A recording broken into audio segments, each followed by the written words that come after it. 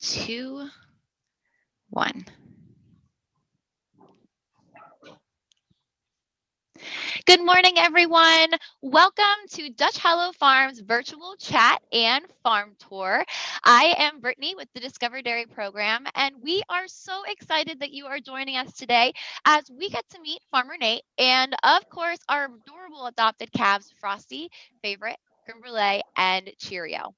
Today's tour wouldn't be possible without the generous support of the American Dairy Association Northeast and the Dairy Excellence Foundation. So thank you to both of those organizations for making today possible. I would like to first just go ahead and talk about Discover Dairy real quick. So for any of you who are new to this or this is your first time adopting a calf, Discover Dairy is the program that provides the Adopt a Cow program to you. And it is a free online resource that covers Common Core standards in math, reading, and science while using dairy concepts to teach those lessons.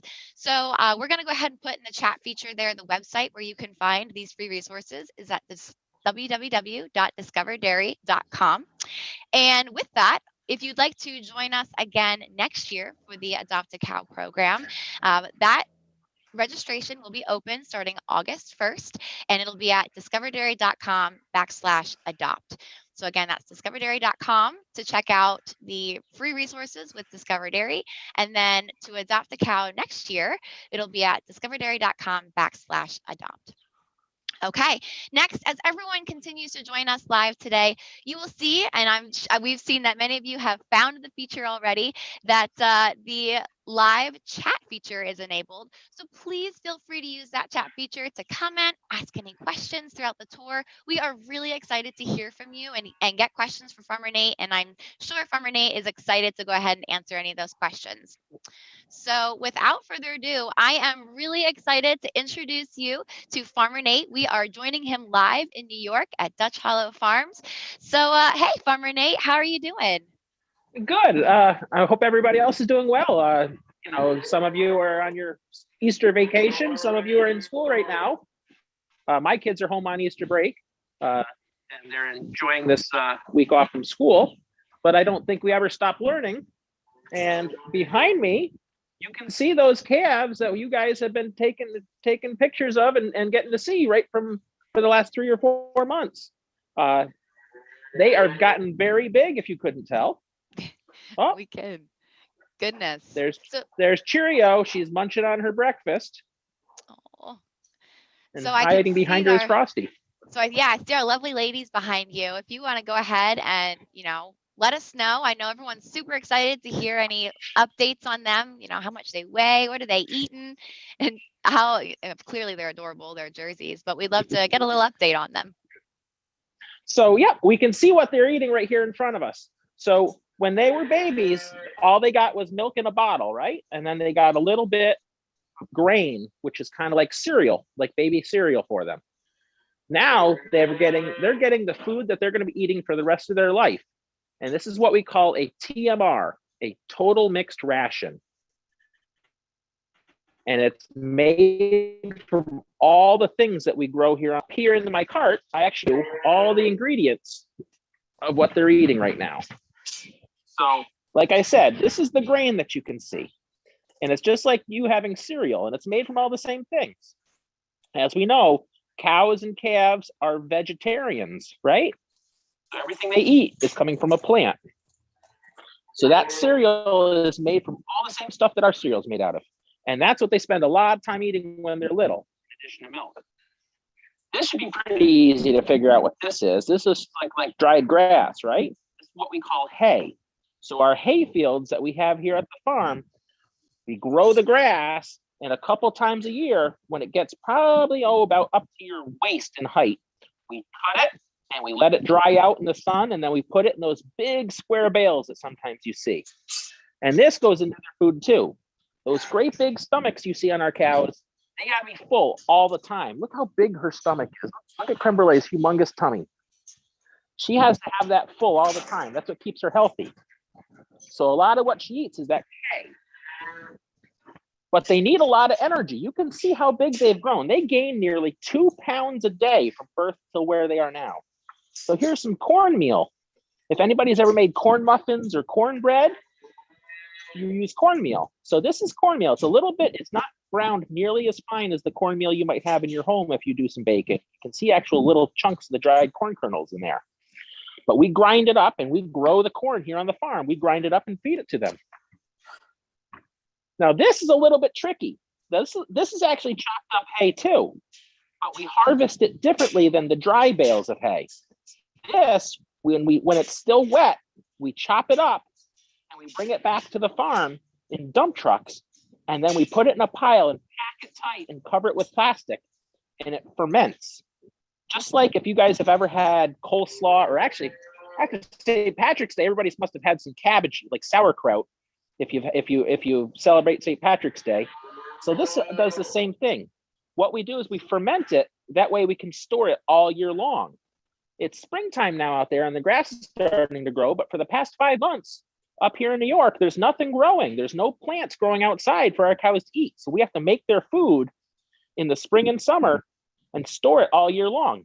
And then we don't have a grocery store we can go to, and we don't have a refrigerator we can put it all in. So we have a special way to store it. And this is what it looks like afterwards. It's turned dark brown. This is what we call haylage. And it kind of smells like pickled, but they love it. We also do that same exact technique with corn. So we saw the cornmeal. This is what it looks like when we chop up the entire plant. The stalk, the leaves, the husk around the corn cob that you guys see. The corn cob itself is chopped up in here. All those little bits. And then the last thing we do, people don't realize this about cows, but cows, a lot of the food they eat, this is the one thing we don't grow here on the farm, but a lot of the food that cows eat is actually waste from other places that are making food for humans. So this right here is called wheat middlings. This is actually the shell of wheat seeds. When people are making flour, if you guys bake at home, you know what flour looks like. It looks white and powdery. Well, that's not what flour looks like before. That's what it looks like after it's been ground down. Flour comes inside a seed coat. This is all the stuff that's left over at a flour mill that makes flour for us that can't be fed to people. Well, we take it all and we feed it to cows because that keeps it out of our landfills, right? We don't want lots of stuff going into our landfills and contributing to all the waste that we have in this country. If you live down south in Florida, you probably have places that make orange juice. A lot of our grain has a smell like, it smells like citrusy. When I smell it, I can smell oranges in it. That's because all the pulp that gets pulled out of orange juice gets fed to cows too. And if you live in California where they grow lots of almonds, almond shells get fed to cows. So there's lots of different things that are usually used for people. The leftovers get fed to cows, and that helps reduce the amount of waste that we have in this country. And cows can actually eat it because their stomach's different than ours. But we mix it all together, and that's what you have in front of us. That and is believe awesome. it or not, even though it sounds like just a big old tossed salad, cows love it because it's like eating their favorite food for breakfast, lunch, and dinner. I'm pretty jealous of them because I love pizza. I'm told I can't have pizza for breakfast, lunch, and dinner every day. They get to eat their favorite food for breakfast, lunch, and dinner. Right? Isn't that awesome? I know we've actually been seeing some folks talk about it in the chat that they said that they taught about it in their class, that they said it was salad as well. So it sounds like they're teaching the right concepts, and Farmer Nate, that overview is fantastic. We did actually get a question. They were just asking how many times, this one was asking specifically about creme brulee, but all of the heifers, how many times do they eat per day? So they get to eat different than us. You and I, we're used to having 3 meals a day, breakfast, lunch, or dinner. And then we might have a snack in the mid-morning and maybe a snack in the afternoon when we get home from school. Cows are different. They get to eat whenever they feel like it. So this food you see in front of Cheerio here, who's currently licking my hand, Cheerio here, she can eat whenever she's the slightest bit hungry. We never want our cows to be really, really hungry. If they have a little bit of hunger, they snack. We want them to be able to eat whenever they feel like it. So they don't eat big meals a day. But I feed them once a day. I clean out all of yesterday. So, But yeah, they can eat all day long. They can be up in the middle of the night for a midnight snack that they eat all day long. They get Wonderful. Farm Renee, I apologize. I think there was a little bit of a disconnect there for a hot second. But I think we heard most of that he was saying that, they can have a midnight snack. They can eat whenever they want. They really want them to have food at any time that they're ready to eat and want to eat. So that's pretty awesome. Can you imagine, having a buffet 24/7 in front of you whenever you want to eat? That's living the life, I must say. So that's pretty awesome. Let's see. We had a couple other questions come in, and I know we'll go ahead and answer these two questions, and then if you want to just let us know about how big and how tall they are at this point. But we have a question that is there anything that cows should not eat? Is there anything that you've found that, while you've been working on the farm, that cows shouldn't eat? Well, there are certain plants that grow here in New York that would be very poisonous for a cow to eat. Like a yew bush. It looks like an evergreen bush that's a lot of time used for decorative shrubs around people's houses and things like that. If a cow were to get a hold of it and eat it, she'd probably die. So there are some plants that our cows should not eat. Here's the funny thing though. Did you guys know that onions and garlic grow wild out in the grass, the pastures? And if we let our big older cows that make milk, if they found a patch of wild onions growing out in the pasture and ate it, their milk would smell and taste like onions. So we make sure that the feed we give them doesn't have any wild onions growing in it, because I don't want onion flavored milk. I don't think we do either. So we appreciate that. So yeah, I can see. So Farmer Nate, you've got a stick in your hand. Yeah. You want to go ahead and tell us what you got there? So if you guys go to the doctor once a year, you get your checkup and they put that thing on there to see how tall you've gotten, right? So this is a special stick that I have for my cows. And instead of measuring where the top of their head is, that's not really how we measure the height on cows. What we're going to try to do, if Cheerio cooperates, I'm going to just try to get at her hip. Or maybe Cremebrulee will cooperate. Or maybe we're going to just guesstimate. So here we go. So Cremebrulee is 43 inches tall at her hip.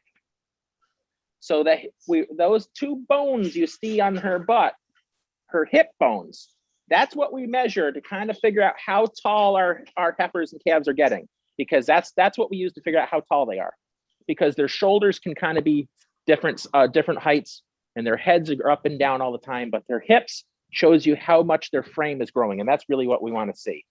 So so Cremebrulee, who is by far, she's the tallest of these four girls. She's 43 inches. Let's see if I can do a quick one on Frostee here. Frostee's around 40 and a half. So Frostee, I think, is the shortest, and she's 40 and a half inches tall. Let's see if Cheerio is going to cooperate this time.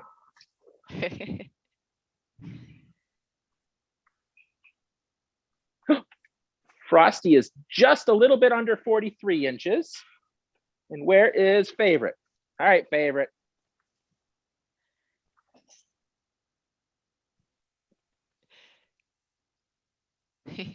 They're giving you a run for your money this morning.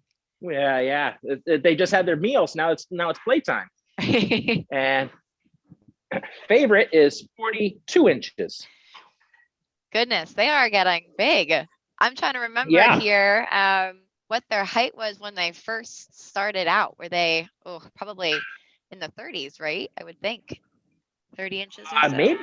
So jerseys are very small, and actually, when you just saw me standing next to those calves, you can see how big they've gotten. But if you really want to get a perspective, if we look, I have a brand new baby calf that was just born at midnight last night. So she was just born last night. She's not even 12 hours old yet, and she is sleeping away. She got her tummy full of the milk that baby calves drink for their first feeding, and now she's just sleeping away. But you can see how small they are when they're just born. So they've grown a lot, and they are probably about 26 to 28 inches tall at their hips when they're newborn baby calves and standing up. Wow. So they've grown an awful lot. Oh, that is exciting. Well, I'm excited to see that they continue to have happy and healthy growth. And I know we've have lots and lots of questions coming in, but I know we also have a fun tour coming up here. So for Yeah, anyone that is joining us right now, so we are starting here with Farm Renee. We wanted to make sure you had a chance to see your calves in the beginning. We're going to go ahead and take a little bit of a tour around his farm now, so you can see the rest of the farm, where their mothers live, get to see where the food is stored, all that sort of stuff, where the pre-fresh cows are, all these key vocab words we were learning in all those lessons. And then we will make sure to come back to the adopted calves at the end, and we will make sure we address any and all questions that come up. And we'll try to make sure we take some questions as we go through here. So, Farm Renee, I do have another question we'll take while we're moseying to start our farm tour. But someone asked, how old does the average cow live to be? okay. So the cows on our farm, the average cow on our farm is probably about 4.5 years old. They can live a very long time. They can live 10 to 12 years. They're a lot like dogs in that. And if you think about, if anybody has a dog at home, a small dog, a medium-sized dog, they can live 12, 15 years and have a really good life, but they start to get a little bit slower and tired, and sometimes they get illnesses and things like that. And then if we think about really big dogs like Great Danes and Rottweilers, those really, really big dogs, because they're bigger, they actually break down quicker. They only live like 8 years, 10 years sometimes. Our cows are a lot the same way. As they get older, those great big bodies, they start to get tired, their legs get sore, and there becomes a time when we have to be good stewards and take care of our animals, recognize that their quality of life is not doing as well. But they can live 8, 10 years as long as they stay healthy easily. So right now we're walking through elementary school. As you can see, these girls are getting younger and younger and smaller. We've kind of gone back in time. So these girls right here, they actually just got their last feeding of milk a couple days ago. So this is what we call weaning. We wean them off of milk. They get milk for about 2 months. And then once we know that they're eating enough of that cereal, that grain, that they can live without the milk, we slowly take the milk away, and they transition to eating just the grain and hay and water. And before they're in that, and that's kind of what I call elementary school or preschool, because before that, they live all by themselves in these playpens, because we want to know exactly how much each calf is eating and drinking, and we want to make sure that everything about her is healthy. We don't want her spreading germs to her friends or having her friends spread germs to her. But once they get old enough that we can put them together with other calves, we put them into groups, because it's just like people. They are social. They love to be in groups, but they have to learn how to behave. I'm sure some of you, when you first went to school, had to realize that you're not the only kid, and that you have to learn how to share your time and your space, and how to interact with other people. Mm-hmm. So that is back out of preschool, and now we're going to go into our other calf barn. Awesome. Well, while we head over there, we have a couple of great questions coming in.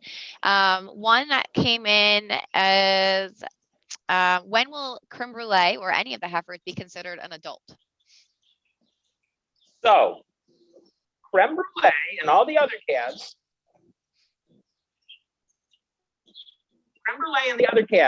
when they are from birth to a year old, we call them calves. Once they become a year old, we call them heifers, like a teenager. And they stay a heifer until they have their first baby. A heifer is not a cow until she has her first baby. Then she's a cow. And that can happen at 22, 21, even 20 months old. They grow so fast that by the time they're not even 2 years old, they'll be pregnant and having their very first baby and becoming a cow. So Cremebrulee, who is only about 6 months now, 5 to 6 months, in another year and a half, she's going to be a cow making milk, and she's going to have a baby all of her own. So this is our baby calf barn. This is our nursery. So these are all the youngest babies. And over here on my right, you can actually see my niece Emily feeding a calf her second feeding of milk. So she was born yesterday afternoon. So that's the bottle that they get fed. Oh my goodness. She is really They little. The babies can stand up. Sometimes they need a little help standing up in the first day. And sometimes it's easier just to feed them laying down because they get so wobbly. If you guys have ever seen the movie Bambi, my favorite scene is when Bambi first learns to walk, because that's exactly what a calf looks like. They wobble around and spend a lot of time falling down before they figure out how to stay up. So one of the things I can show you in this barn is it's springtime now. I'm done. I finally put my gloves and my winter hat away, but it's been a cold winter. But this is what our barn looks like even in the wintertime. The walls on this barn are just giant curtains that roll up. So we can close them up all the way when it gets really cold, but you can see the top is opened up to let some fresh air in. And as it gets warmer, as we get more into summer, those curtains will roll all the way up, and that'll be just an open spot with lots of fresh air and sunlight coming in. But even when we have the barn closed up, we need fresh air in here. So if we look up, we can see the tubes. Those tubes are blowing air from outside in here, and there's tiny little holes. So it's shooting fresh air into the barn all the time because we want nice fresh air inside our barns, because that's how we keep germs from spreading, right? Fresh air. So this barn is usually full of baby calves. We have 1 to 2 baby calves born a day, every single day. On Christmas, we have baby calves born. On my birthday, baby calves are born. Emily is going to get married in another 2 months, and we'll probably have baby calves born that day while we're trying to have her wedding. So it's a constant job taking care of our babies. Oh my goodness. Now we're going to go on to... I was just going to say, they are so cute. I think baby calves are probably the cutest part of any farm, and you just can never get enough of them. But I mean, as you've been talking, that they are one of the most important parts to take care of, because without healthy calves, you can't have a healthy herd. Yeah, it all starts right there in that barn, taking care of those baby calves. And so between Emily and I, we're the team that feeds those baby calves every single day. So one of us needs to be here all the time. So if I'm on vacation, Emily's working. If Emily's on vacation, like a honeymoon or something after she gets married, I'm here taking care of the calves. So this is what we call our dry cow barn. And our dry cow barn is full of all the mommies to be. Every single lady you see in here is 8 to 9 months pregnant, and she's going to have a baby in the next month or less. But they're on vacation in here. This barn, all these cows don't get milk for the last 2 months before they have their baby. They have a vacation. They get to have 8 weeks of just sleeping, eating, and relaxing, because their job right now is to have a big, healthy baby. Now we can look at their food. This is 1 day's worth of food for a cow. If you took one of those giant garbage cans that you use to like break leaves with and filled it to the top of food, that's how much one cow eats in 1 day. And then you have to go and fill your bathtub full of water, because that's how much water a cow drinks in a day. They eat a lot, but they got a lot of work to do. They got to eat a lot of calories for all the work they're doing, whether it's making milk or growing a healthy baby. So this barn, you can see the curtains are already opened up, letting the sunlight in. But even then, as it gets warmer, these fans that are up in the ceiling will turn on to keep blowing some nice fresh air and cool our cows off. Now you can see the cows are laying in those special stalls. Those are what we call free stalls. And the reason they're called free stalls is because the cows are free to come and go whenever they want. Anytime a cow wants to take a nap, she just goes and finds an empty spot and lays down. They don't own a stall. Any cow can have any spot. Sometimes the cows kind of pick a favorite stall that they like better than other ones, whether it's one on the end so they can see where everybody's coming and going, or sometimes they like the stall right in the middle because they like to have buddies on either side of them. In this next section here, these are the mommies that are going to have babies in the next 5 or 6 days. Any one of these cows could pop at any time and have a baby. So this is our special spot, because we come through here every hour, just checking on all the moms just to see what they're doing. And if we see one that's starting to be uncomfortable and going into labor, we're going to check on her to make sure she's doing okay. Now, because they're animals, they kind of know what to do all on their own. They don't need help. They don't need to get rushed to the hospital and have a doctor called. So, but we check on them to make sure they're doing okay. So they'll be on this big open space there where they can really stretch out and get comfy. And then in the back, we kind of have special labor and delivery rooms. And that's where we'll move them if they need a little more privacy to have their baby, or if we need to help them deliver the baby. So we saw the baby calf that was born at midnight last night. But nobody out there right now is having a baby as we speak. So it's kind of just cozy and quiet in here right now. I was going to say, it sounds nice and quiet and peaceful, and it looks like it's, perfect temperature for them. They all look very relaxed right now. Oh, springtime is here. It's about 50 degrees out, I'd say 45, 50 degrees. So it's where most people are putting on windbreakers and putting their hoods up on their sweatshirts. That is actually the perfect weather for a cow. About the time that you and I are like putting on our shorts and t-shirts and it's 70 degrees out and we say it's finally springtime and warming up, that's actually when cows start getting too hot. They don't like it hotter than 70 degrees.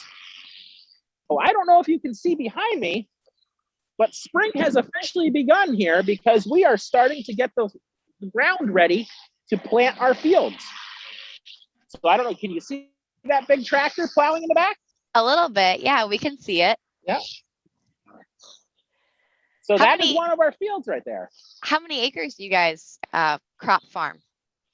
So we farm over 2,000 acres. Wow. It takes about 2 acres to feed one cow.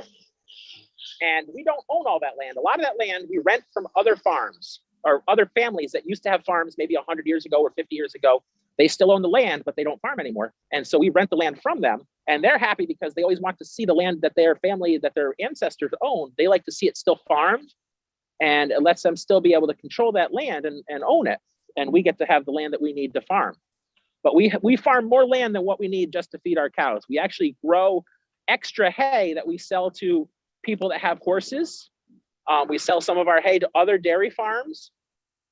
If we have extra corn, we can sell that corn. That'll end up feeding other people's animals.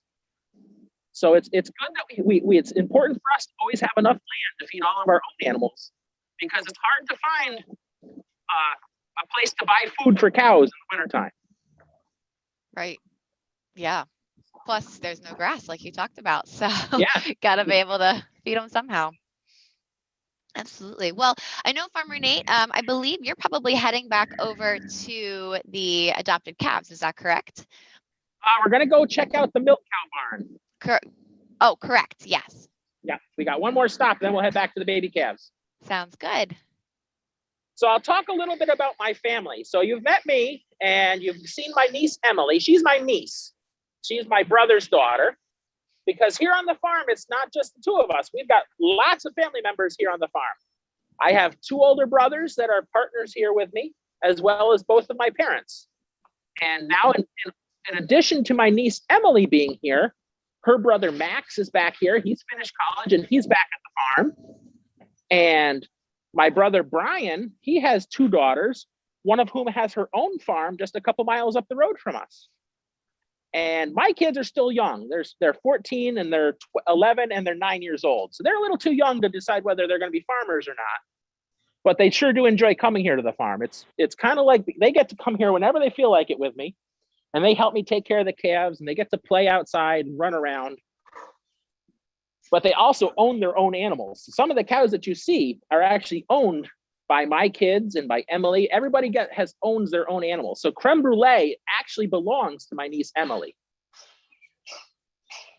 So this barn that we're in right now, these are all the working cows. These are the cows that have had babies and now they're making milk. And as you can see in here, it's still pretty quiet and calm. They have lots of food in front of them that they get to eat whenever they feel like it. And all the same ingredients that you saw that I've already showed you, just a lot more of it. And this is where our cows spend most of their day. Now, as I said, Cows don't really like it when it gets hot outside. So they actually like being inside this barn because there's shade. They never have the sun beating down on them. And in the wintertime, they're never out in the icy cold weather and the mud and everything else. They actually enjoy being in this barn because they don't have to worry about predators. They don't have to worry about where they're going to find their food. They don't have to worry about where they're going to have a comfy spot to lay down. They're always with their friends. They don't like to be alone. Cows don't want privacy, except maybe that one time when they're having the baby. The rest of the time, they want to know where their friends are, and they want their friends close by, even if their friends are people. Our cows really love people. They are not shy at all. If we take good care of our animals and we're always nice and calm around them, they're going to be nice and calm around us, and they're going to trust us that we're taking care of them. Oh my goodness. Your ladies are absolutely gorgeous and clearly calm and relaxed and just really enjoying life. We had a question from someone. You talked a little bit about your family and your farm. So there's two different questions. One, what was your very first cow ever on the farm? Do you remember? I actually do. My very first cow was actually bought for me from my grandfather's farm, because both of my grandparents had farms too. All my grandparents both had dairy farms as well. And so the very first cow that I owned, she was purchased as a baby calf, and she was 16 days older than I was. She was born on July 2nd, and I was born on July 18th. And we bought her when she was just 2 months old, and her name was Debutante. And actually, Debutante still holds the record as the oldest cow ever to be on our farm. She lived for 17 years here on the farm. And she was my best buddy. And she had a baby calf once a year for 15 years. But every year she had a bull calf. I was always bummed out. She never had baby girls that would grow up to be cows here on the farm. She had baby bulls that grew up to be bulls. Oh man, that actually you answered the second question right away. Someone asked about what was the oldest cow on the farm. So hey, that two birds with one stone right there. 17 years old. That's incredible. That is absolutely incredible, especially since they mature. And she so worked quickly. every day of her life too. That's the other thing. Cows don't retire. They work every day of their lives. They're making milk and working hard at making good food for us to eat. They take all the things that we can't eat and they turn it into food that we can eat. That is awesome. Very exciting. I think we have some more questions, but we can save them till the end. They're kind of different types of things. So I believe what we'll do next, while you're heading over to the adopted calves, as you got a chance to share with us all of these lovely ladies, and you talked about how they're producing milk, we wanted to make sure we could go ahead and share with you what that milking process looks like. The parlor at Dutch Hollow Farm is a little bit spotty with some service, so we went ahead and put a video together for you. So we're going to go ahead and share that video with you, and then we will join back in with Farmer Nate as we get to finish our chat, just checking out those calves, checking them out real close, and answering any questions you have. So we're going to go ahead and show you that video.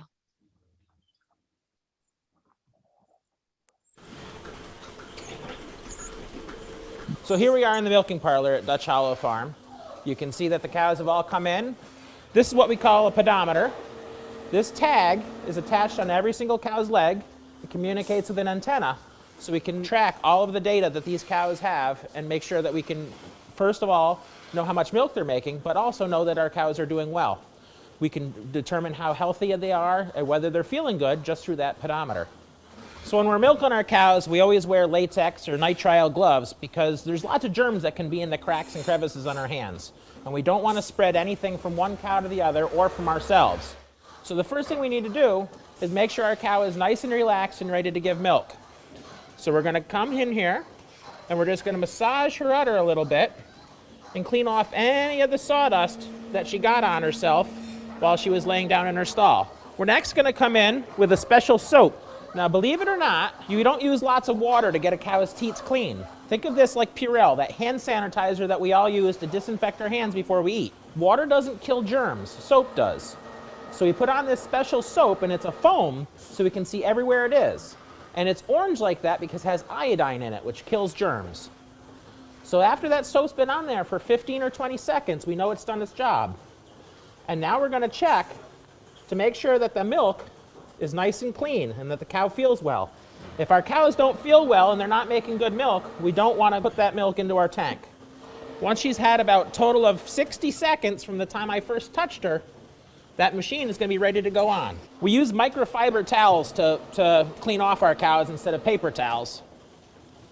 So here we go. We're going to hit the button. Now this is just a gentle vacuum, less than probably your vacuum cleaner at home, so it doesn't hurt the cow at all.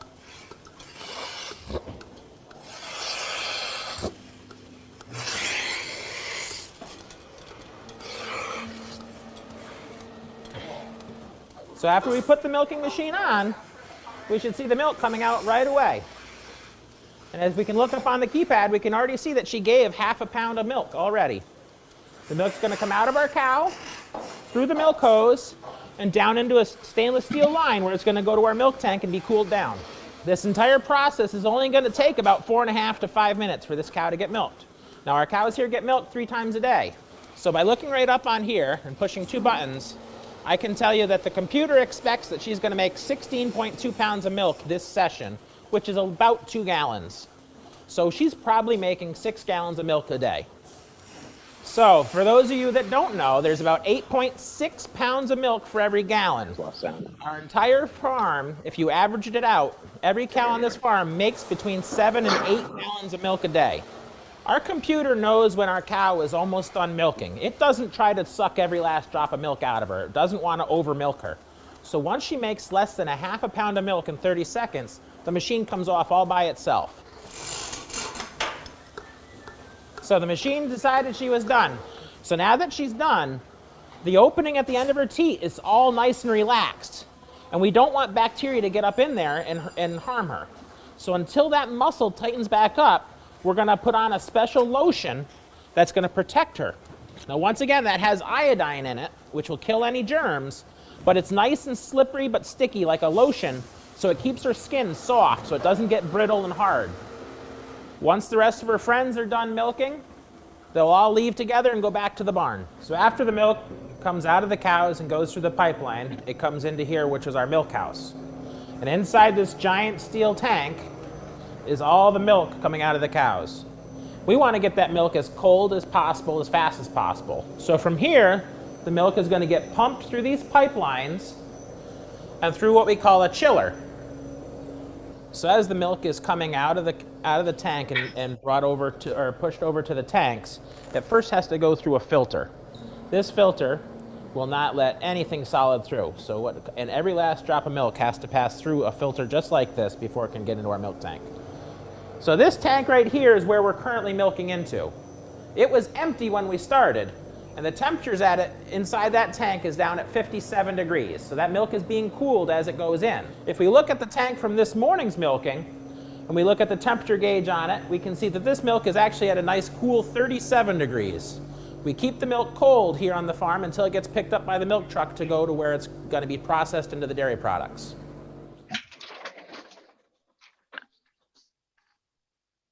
Okay.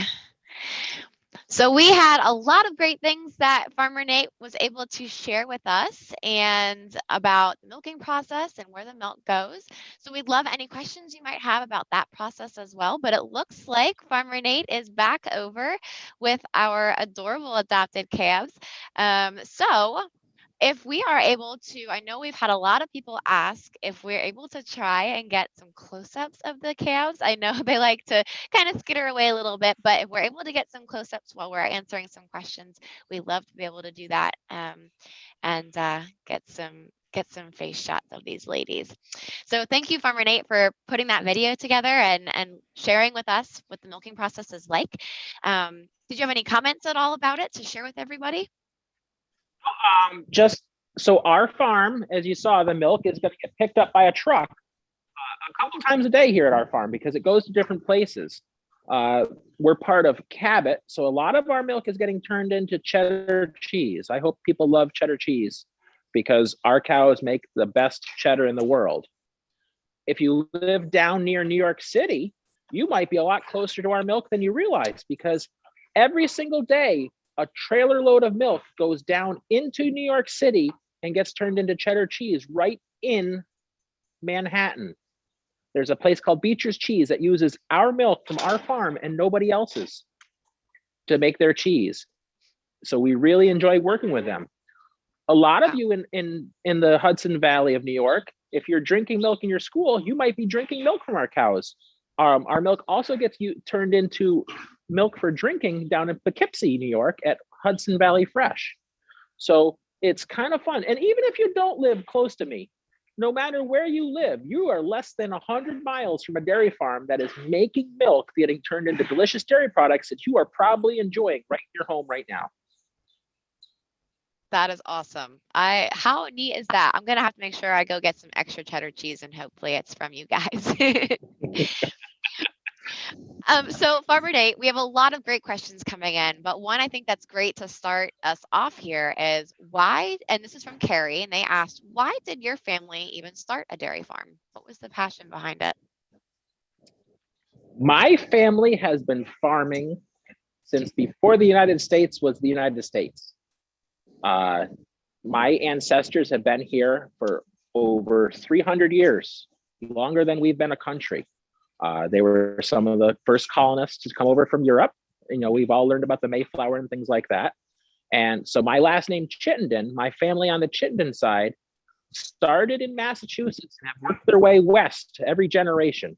So I actually was born in Pittsfield, Massachusetts. My grandfather's farm was in a small town called New Lebanon, which is right on the Massachusetts-New York border.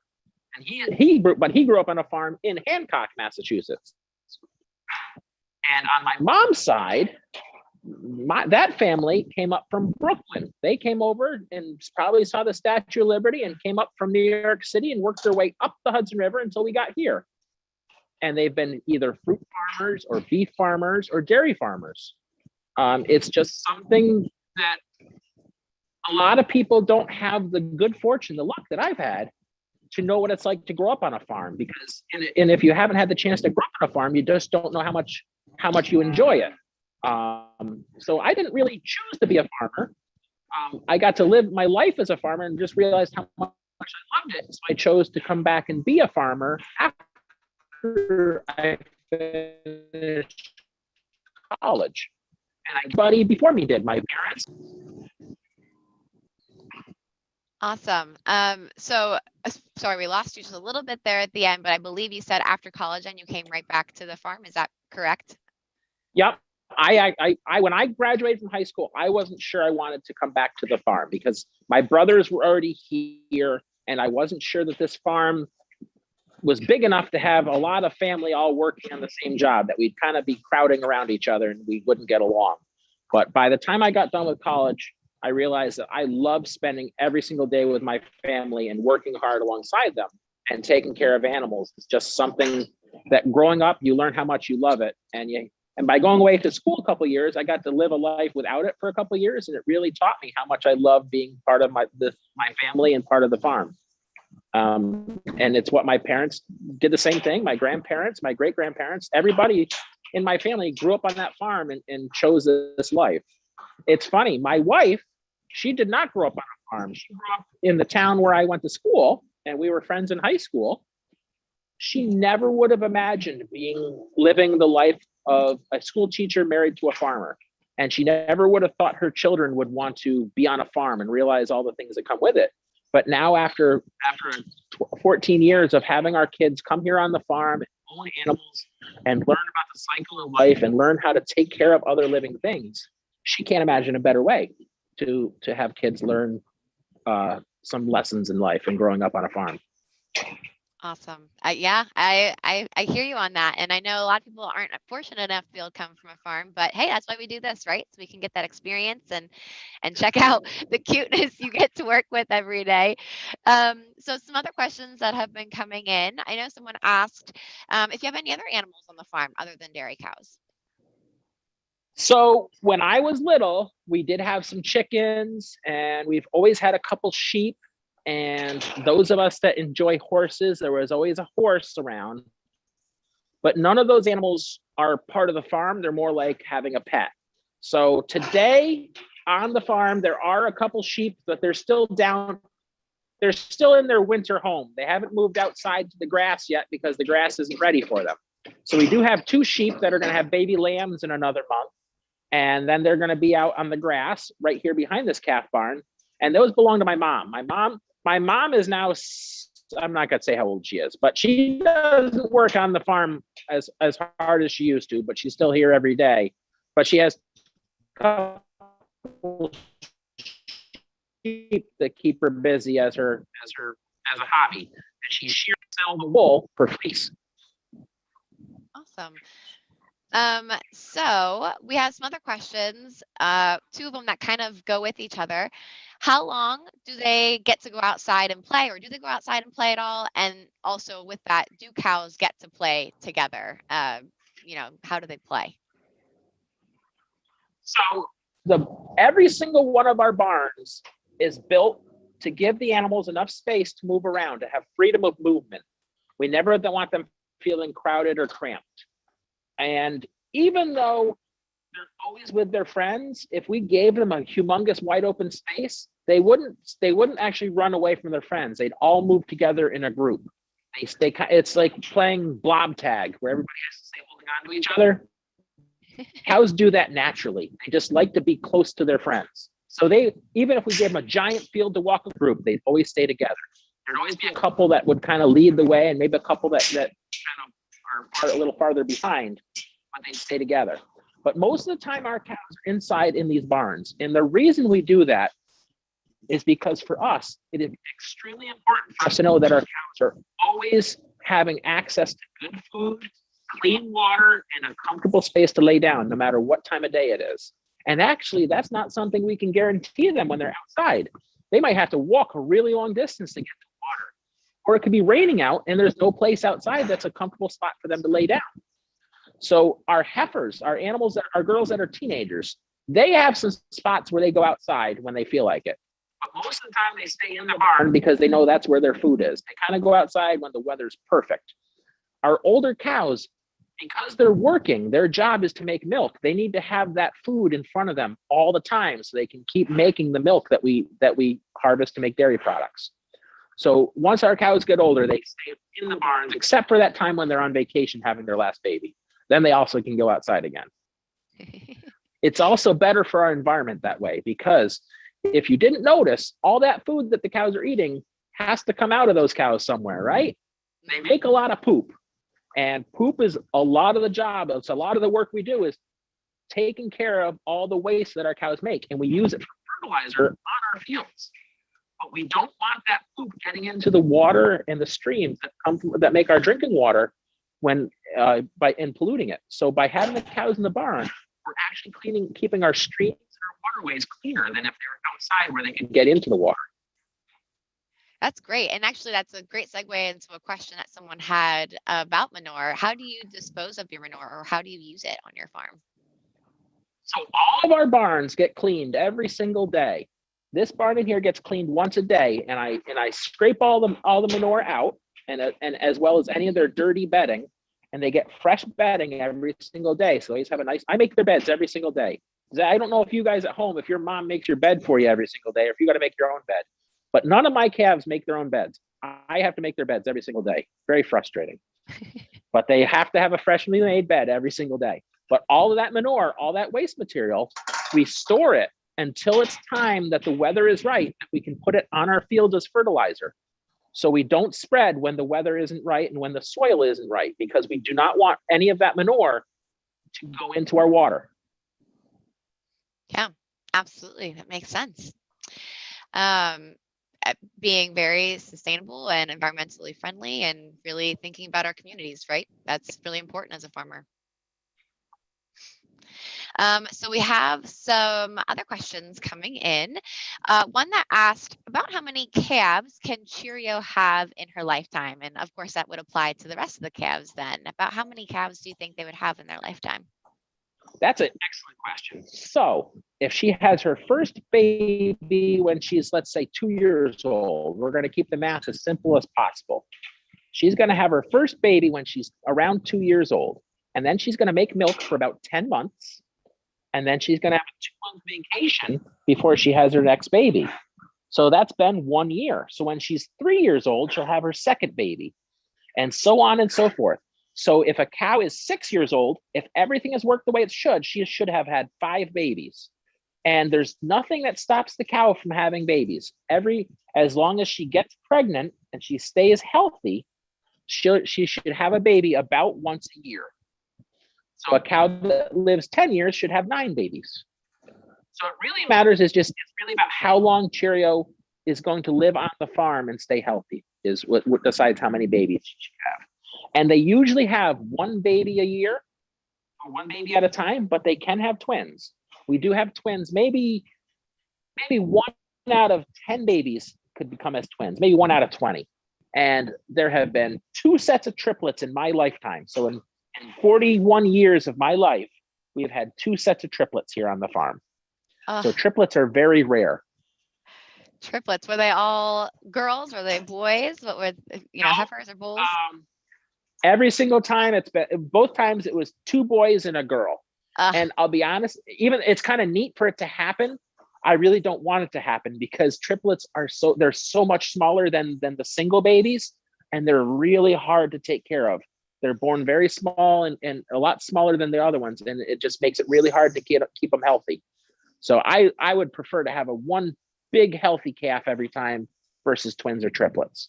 Yeah, absolutely. So other questions that come in, and I think this one is absolutely adorable. So shout out to whoever asked it. It's really cute. What kind of school do you go to become a farmer? So, like I said, I got very lucky. I got to be born and raised on a farm. So my school was every single day. When I got off the school bus in the afternoon, I'd unpack my bag, I'd get a snack, and I'd come out to the barn, and I had my own chores to do on the farm. So when I was in kindergarten, I was doing work for about an hour a day after school, learning how to take care of the calves. And I did that because our family worked here on the farm, so it was helping my family get the job done so we could all have dinner together at the end of the day. But it was also teaching me responsibility, what it means to be responsible for more than just yourself. Now, not everybody can have that luck to be born on a farm. So a lot of kids who are interested in farming, they join clubs like 4-H. If you have a 4-H club that you can be part of, that's a good way you learn how to start taking care of animals if that's what you're interested in. You can borrow calves from other farms and you can learn what the responsibilities that go with that. I've had several young people that are neighbors that live in the neighborhood that have wanted to work on our farms. So it kind of becomes their high school job. Some people, whether they work at a nearby restaurant or something like that, something that's in town, out here in the countryside where we don't have lots of fast food restaurants and places where grocery stores to work at, the farm is a place where people go to work. And so I've been very proud to have children who grow up who didn't get to be born on a farm, but farming is what they want to do. And it makes me very proud that we can share our farm with those kids and really help them nurture that desire to be farmers when they get older. So there are kids that are not related to me that are in high school and college now that go to colleges, and there's several here in New York. And every state in grant college that is to agriculture. So you can go to a school for agriculture no matter where you live in the United States. And that's where you go to college if you really want to learn more outside of high school and working. And then you find a farm to work on. That is great advice, and great advice to anyone that's listening. If this seems like something that maybe you'd be interested in, getting to be a farmer and make that a passion and a career. Farmer Nate just told you, it is very possible. Find a connection with a farm, get some on-farm experience, and there are colleges out there that offer the opportunity to learn about it. So thank you, Farmer Nate. That was definitely a nice little career pitch, but it's a wonderful life. It's a hardworking life, but it's a wonderful life. Some other questions that are coming in, talking a little bit, going back to the milking process. So one asked, they noticed that the special sanitizer you use on the cows is a funky color. Why is it that brown, orange color? And then we'll go to the next question after that. So as I said in the video, there's a chemical inside called iodine. Now, iodine is a special liquid that if you've ever had to have if you've ever gotten a cut or a scrape, or maybe you needed to get a shot, you'll see that the doctor has like a cotton swab and they wipe something on your arm to clean the area up so so it's all disinfected.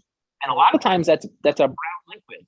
And that's the same stuff. It's called iodine. And it's just what we know about iodine is that it kills germs, bacteria, viruses, all the things that we know. Now, it's not something we want to drink or breathe in, but it's good for cleaning off surfaces like our skin. Wonderful. And another question, so that hopefully that answered your question, Amy, about the brownish color in the sanitizer. And another question was about how much milk do you get each day from all of the cows combined? Oh gosh, somebody's going to make me do math. So we have, all right, we have 800 cows on our farm making milk. And each cow is making 8 gallons. So that would be 6,400 gallons. Now, somebody, if there's any math teachers on there, can check my math. So 6,400 gallons. But does anybody know how many pounds are in a gallon? A gallon of milk weighs 8.6 pounds. So now we got to take the 6,400 gallons and multiply that by 8.6. And I'm not going to figure it out real quick, but it's over 50,000 pounds of milk a day. Wow. Now, one of those tractor pounds. trailers that you, so if you see a tractor trailer road on the highway, that holds about 55,000 pounds. So we're making a trailer load of milk a day here on the farm. Wow. That is a lot of milk, but there's a lot of people to feed. So that's needed, and it's exciting that you can produce so much. Farmer Nate, we have a couple other questions here.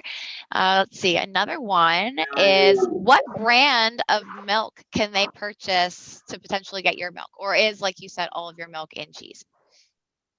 So most of our milk is going into butter and cheese and sour cream and whipped cream and yogurt. But depending on where you live, you can get our milk. If you live in Massachusetts and you know Maple Line Creamery or Highland Farm, those are 2 places in Massachusetts that actually use milk from our farm. There's a place called in Hudson Valley Fresh, all down through the Hudson Valley into New York City, that uses milk from our farm. But you know what? It doesn't matter which farm your milk comes from. It's coming from a good farm that takes care of their animals. So you can be safe. You can be sure that the milk that you're drinking in school, at home, is coming from a farm that does a great job taking care of their animals.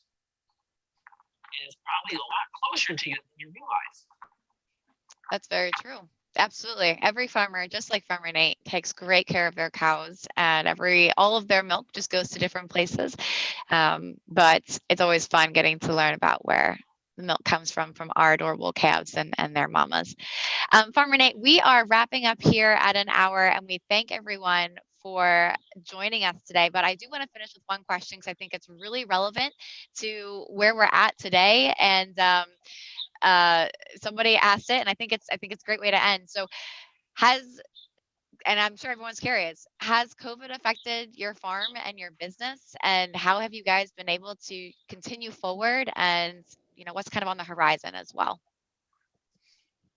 Yes, COVID has affected everybody this last year, and we are very big believers in science. You can't be a dairy farmer without knowing science. So one of the very first things that we learned that was very important is that we learned that we couldn't give our cows COVID. That the COVID that we can catch, our cows can't catch it. And that was very relieving to us, because we want to make sure our animals stay healthy and safe. And better than that, our cows can't give it back to other people, whether it's in the milk or whether our cows breathing. They can't pass COVID to people. So that made us very, very relieved. So for us to do our job every day, because we still have to take care of all these cows every single day. So that meant all the people that work on our farm, not just my family, but all the team that has to show up every single day to keep our cows healthy. They have to stay healthy.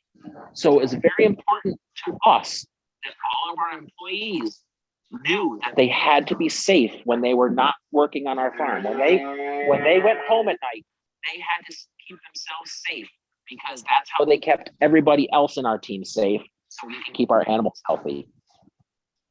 After that, it was a little scary for certain times because when all the restaurants shut down all across the country, a lot of cheese, almost half the cheese that people eat, they eat it while they're in a restaurant.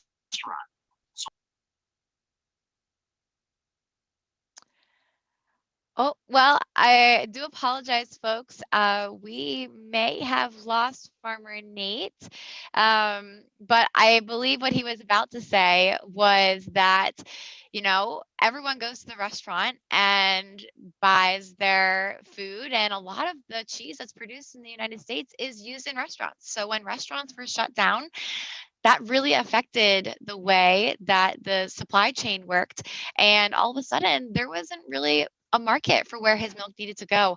I know Farmer Nate and many other farmers across the country felt that, and I'm sure you might have seen a few things on the internet of what was happening when COVID hit with farmers, and there was just a need for um, finding a place for all that milk.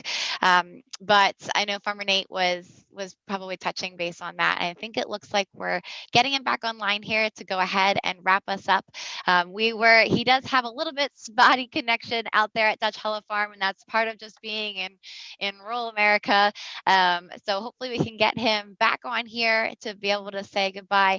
But we do have a couple of great questions that were coming in. So thank you everyone for interacting with us. Farmer Nate, I'm not sure if we're able to hear you. Do you want to give it a try? We can see, but we can't hear you. But that's okay. We can see you waving. So we really appreciate your time that you gave for us, and of course, letting us get to meet and adopt your calves. Favorite Cremebrulee. Oh, I gotta remember who they all are. Favorite Cremebrulee, Frostee, and Cheerio. And I hope all of you have enjoyed getting to watch them grow and getting to hear from Farmer Nate and just learning all about their farm and the wonderful things they do for their community, for their environment, and just the wonderful work you do to take care of your cows. So thank you so much, Farmer Nate. We really enjoyed your time today. And if any other questions come in afterwards, if it's okay, we'll just reach out to you and make sure we get those answers, and we'll throw them into the comment feature to answer any of those questions. But I think we are going to go ahead and wrap it up. So thank you so much, Farmer Nate. It was great chatting with you. Take care, everybody.